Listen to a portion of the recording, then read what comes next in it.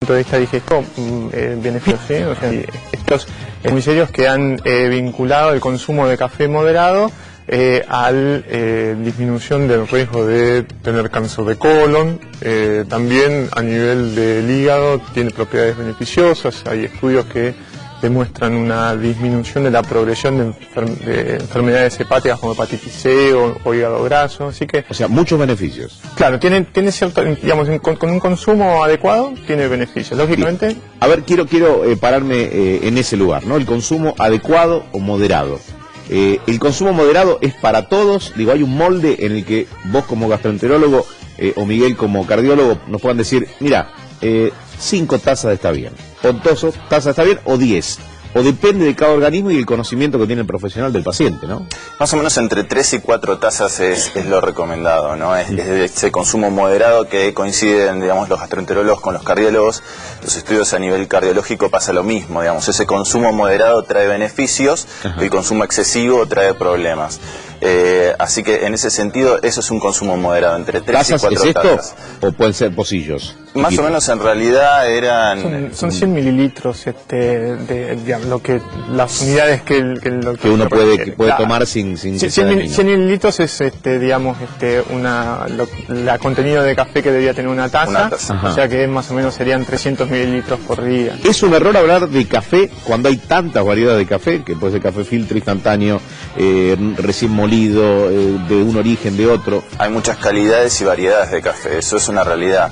El argentino es muy de salir a tomar café, tomamos un cafecito, lo discutimos con un café en algún momento. Es cierto, el café está en todo momento. Sí, los cafecitos en Buenos Aires son muy concurridos, así que el café está siempre de por medio, y hay muchas variedades de café, y no todos son lo mismo, las calidades varían, en instantáneos distinto al de filtro. Bueno, hablemos de igualdad de calidades. ¿Hay algún café que sea más beneficioso que otro? Tenemos que hablar del de filtro por sobre el café instantáneo. En Argentina, en cardiología, hay un estudio hecho junto con Colombia, con un café específico colombiano, y digamos, en esto nosotros nos tenemos que basar en base a los estudios que hay con qué café lo hicieron, ¿no?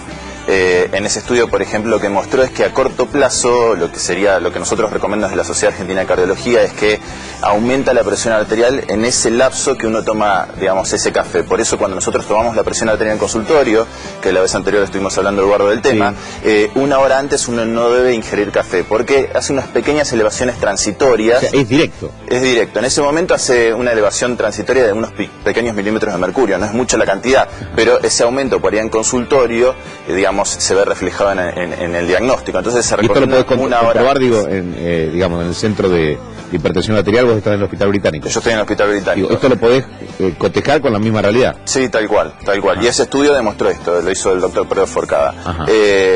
Pero lo que sí a largo plazo, sí, digamos, después del consumo en ese rato, trae beneficios a nivel de la presión y a nivel de riesgo cardiovascular, disminuyendo eventos, digamos. ¿Y se asemeja a qué otra bebida? Digo, como gastroenterólogo, ¿a qué otra bebida se puede asemejar?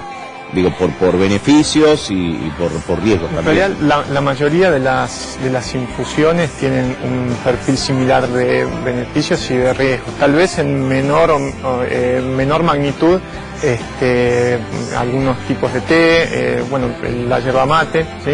En realidad todos este tipo de infusiones tienen sustancias biológicamente activas que se llaman xantinas y que de alguna manera estos, desde el punto de vista digestivo, tienen un impacto sobre el funcionamiento motor del tubo digestivo. Sobre todo lo que hacen es relajar la válvula que separa el esófago del estómago. Entonces esto es lo que explica que el consumo muchas veces excesivo lleve a un riesgo de reflujo de ácido y daño a nivel del esófago.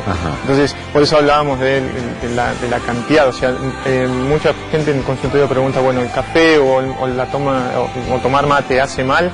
En realidad la respuesta es depende cuánto uno tome y depende de la susceptibilidad obviamente que uno tenga. El tema de la temperatura, porque el otro día hablando con un sommelier me decía, la temperatura puede llegar a ser muy dañina o la principal aliada, es decir, un exceso en la temperatura, es decir, un café a 95 grados no es del todo positivo para el organismo, ¿es así? Indudablemente. La temperatura tiene mucho que ver con el efecto potencialmente dañino que pueden llegar a tener este tipo de infusiones, o sea café, té, mate. Claro, exactamente. ¿Hay un tope de temperatura? Tomarlo muy caliente, o sea, digamos, casi con el, digamos, si con la nutrición es contraproducente porque eso produce un daño